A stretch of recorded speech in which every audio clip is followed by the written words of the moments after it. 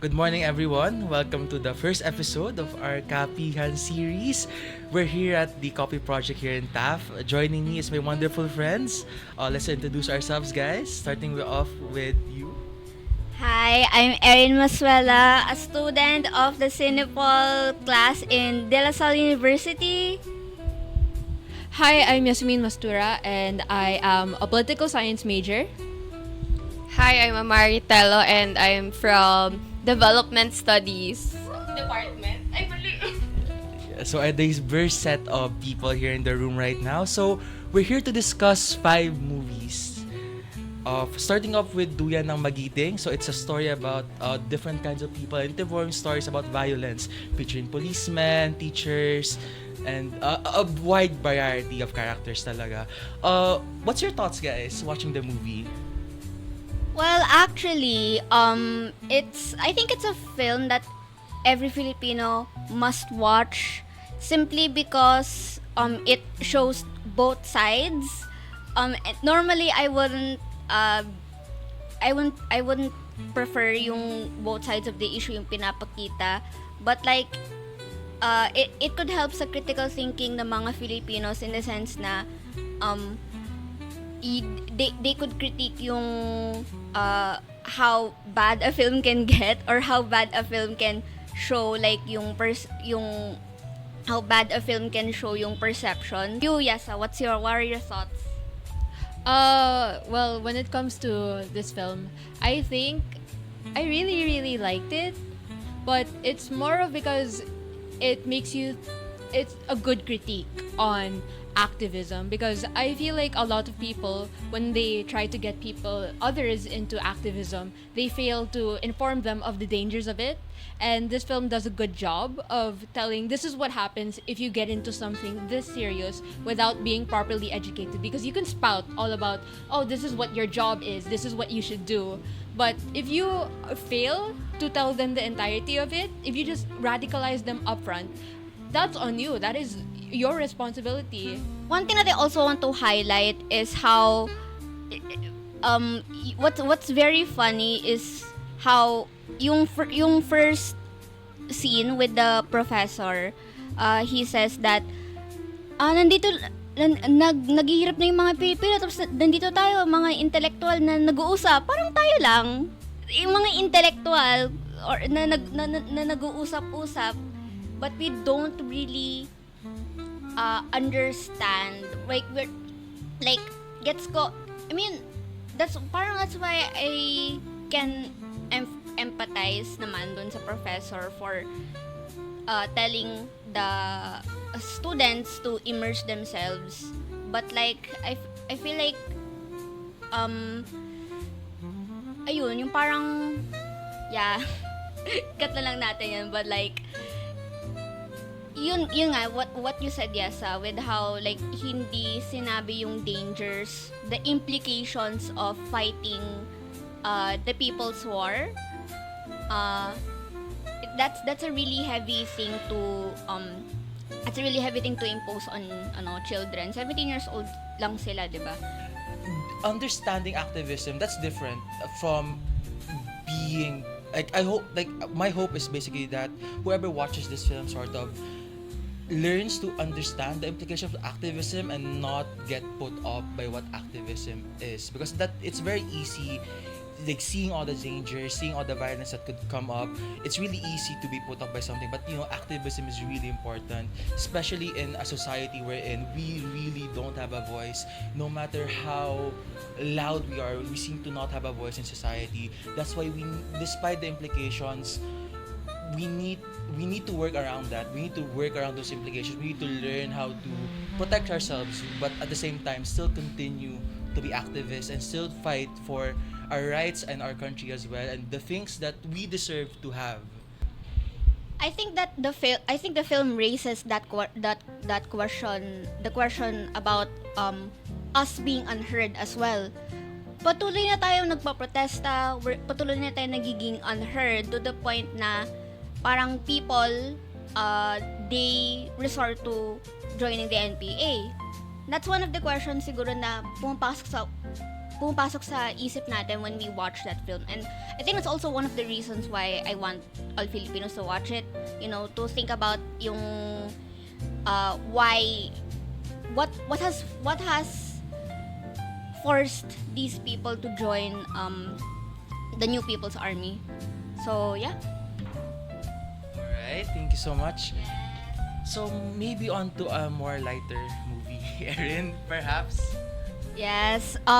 So Hello Love Goodbye. It's a it's a romance, it's a rom-com, but it's also a political film. Yes, rom-coms can also be political. And yeah, it's a story about a Filipina domestic helper working in Hong Kong. And Hong Kong, as you all know, is a capitalist dystopia.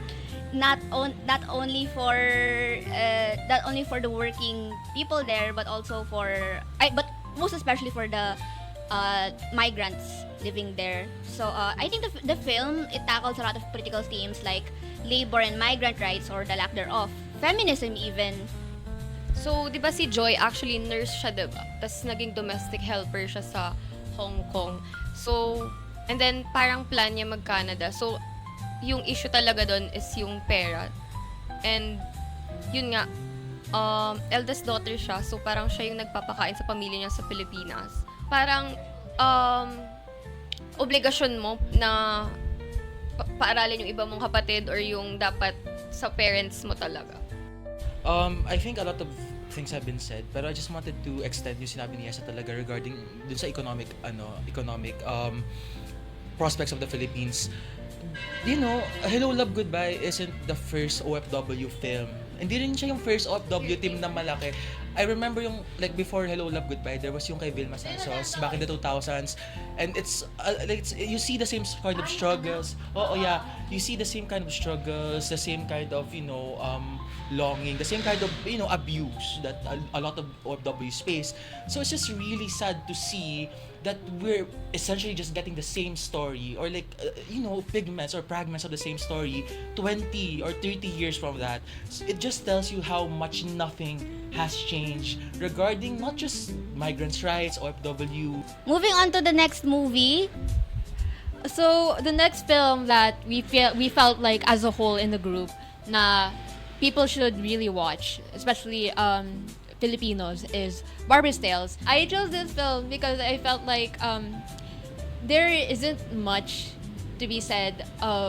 We don't really see much about the role of women in. I know a lot of people can contend that pare-pareho lang regardless of gender. You're both Filipino, you're both people, and both countrymen. Pero I feel like the Barbie's Tales does a great job of showing how the experience is different for women because iba yung societal expectations sa atin, iba yung mga hurdles, yung mga conditions ng mga babae, because Marilu is very much underestimated as a woman in the film. And all the other women in the film too, the sex workers, her friends, they all don't fight through conventional means. Instead, they take what society has put on them and use that as a weapon. One example is when Cecilia is the wife of a mayor nearby Marilu's village, and she is disregarded. She is more of a prop, arm candy to the mayor, and when it is revealed that she is being abused. But when she dies, she is hailed as, oh, it's not about her. It's not about her death. It's about the mayor using her death as a political tool to garner public sympathy. In politics, women are not seen as active players. They are not seen as their own people. They are instead seen as props for the men who dominate the political sphere. Ikaw, Alec, as a man, what can you say about this film? That's a very loaded question. Thank you so much. But I think I think the film is really all about how. Moving on to the next movie. So, this is another Eugene Domingo film. So, ito yung ang babae sa septic tank.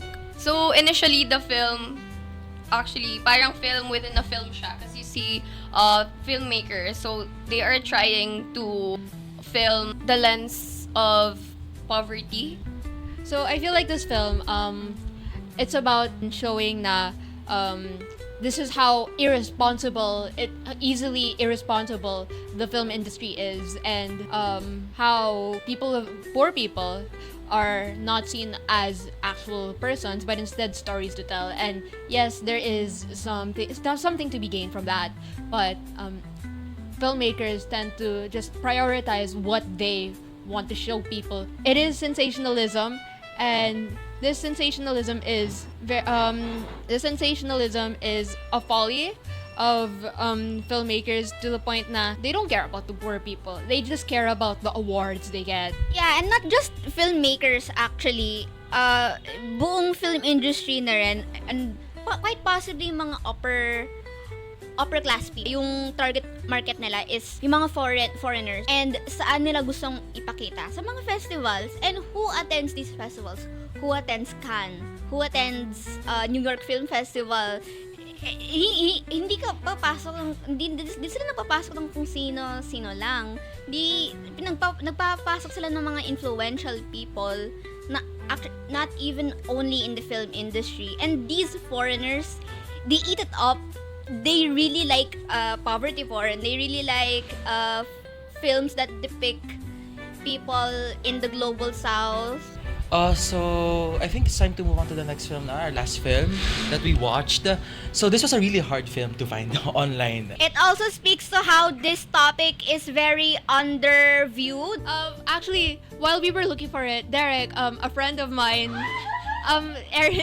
Derek and a friend of mine were trying to find out why this film was so hard to find and why it was only available online and for 1 week. And we found na it's because there was heavy censorship on the Duterte regime, on the Duterte administration's war on drugs, and this film does very much critiques it. So that's why it was very hard to find, and that just speaks to how important it is, because if it wasn't important, why bother to hide it, diba? So this film is Aswang, which is a documentary film about the war on drugs against Duterte, the war on drugs and the EJKs from his time. Now this film, I felt that this film was extremely important because we see these statistics all the time, how many people died, how many people are suffering from the after effects of the Duterte regime. But here, we can actually see how those left behind are mourning, why they're fighting for justice for their loved ones, and how these said loved ones were wrongly killed, and what happened to them from going from innocent bystanders to the supposed drug users they are.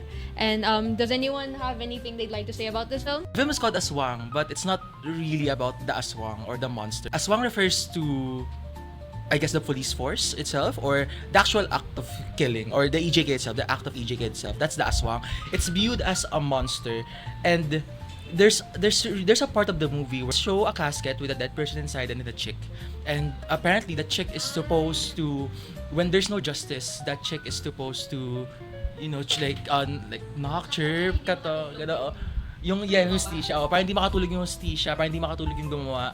Pero I think there's a really good like narration nung sinabi na basically an aswang is a monster, and a monster does not know any god, and you can try to atone for your sins, pero the fact is you've killed.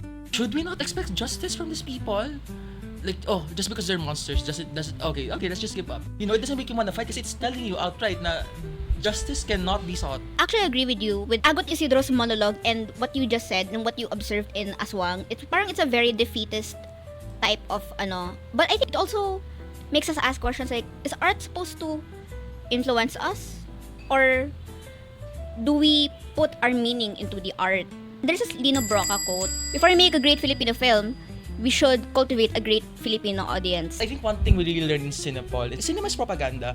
Like, every director who makes this film has a message they want to convey. But at the end of the day, they're trying to showcase a message for us. Thank you for watching or listening. Hope every Filipino would be able to watch all 5 of these films.